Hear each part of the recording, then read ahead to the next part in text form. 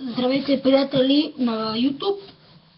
Сега ще ви покажа едно ревю, един клип, в който ще ви покажа смачковци на Костенурките нинджа, на Дисни принцеси и на серията Мики Маус.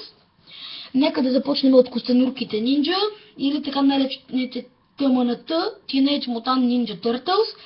Първо ще ви покажа Рафаело, който е специална серия, само глава. Ето, виждате го. Той е наистина много мек, наистина много готино, антистрес, много готино, когато го стискаш, размишляваш си и го стискаш. Ето, виждате, не зная дали се вижда, но отвътре е пълен с вода. Ето, може да се хвърля на стената, когато се удари после. Виждате как водата се газира. Много е готино за смачкане, не може да се маха маската, но направен изключително готин. И това е наистина един от най-готините смачковци. Не прекалявайте се пак с стискането, защото вътре е пълен с вода и да не се спука. Аз до сега, ето виждате колко много ги стискам, а не се пукат.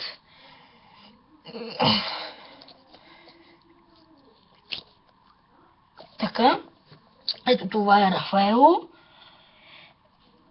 Той не се продава в сфера, както обикновено другите, а се продава в специална кутия, която вече е изхвърлена, защото вече е отворен. Ето виждате колко е мек. Сега ще ви покажа другият от серията Костенурки нинджа. Ето, последно ви покажа. Ето, разгледайте го. Наистина е много смачкав. Много е мек. Сега ще ви покажа другият, който е една тъмна нинджа. Ето, той вече е в сфера и от по-малките. Ето виждате самият Рафаел е колко сферата и няма как да влезе вътре. Така. Ето тази нинджа.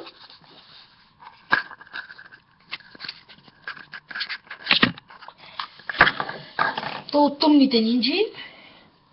Ето, много е по-малко от Рафаел. Виждате сами разликата. Ето.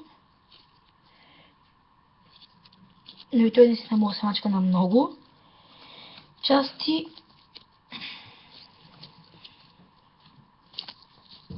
Вижда се. Много мек. И също толкова готин за игра. Сега ето е неговата кутийка. Това е горната част. Ето е и долната част. Виждате, той се поставя тук. Ето го.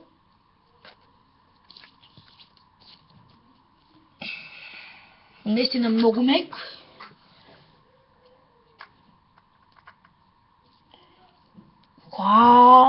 Така. Поставям го в кутията. И нека да видим следващият. Ще видим дали ще бъде Мики Маус или Дисни принцеса. Това може би е Мики Маус. Да, ето пак на са Мини Маус. Ето, то отново е като тъмната нинджа, но обаче се мачка по-малко. По-здрав и по-стегнате.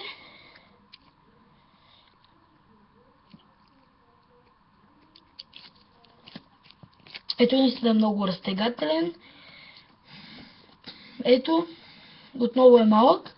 Ето и неговата кутийка, това е горната, това е долната част. Ето го и него.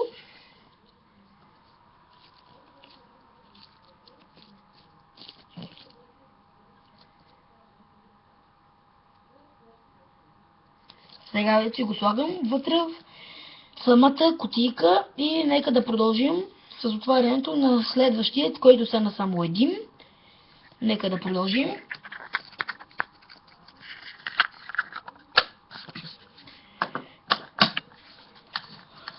Ето това, че няма кой да е. Това ще бъде Дисни принцеса. Тя е още по-малко мачкаща се. Ето, но направена най-готино от всички. Виждате колко е готино. Ето и косата е много разтегателна, може да се сгъва Ето ви го тялото. Може да се мести, може и то да се сгъва. Седно тя е клегнала, седно е легнала. Ето и лицето й, може да се мачка. Но в нея няма вода, тя е пълна вътре с силикон. И ето това е. Нейната кутийка също като на Мини Маус. Отново е розова. Ето горната. Ето и долната част.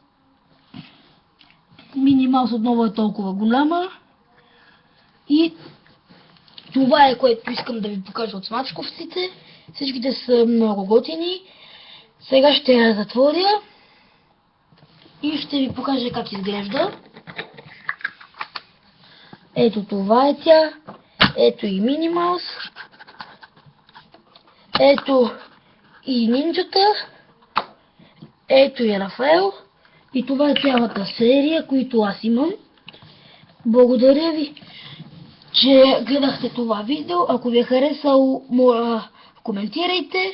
Ако се заслужава да го гледат повече хора, го разпространете с споделяне във Facebook, Twitter, Instagram. Ако наистина много ви харесва, го харесайте и се абонирайте за канала.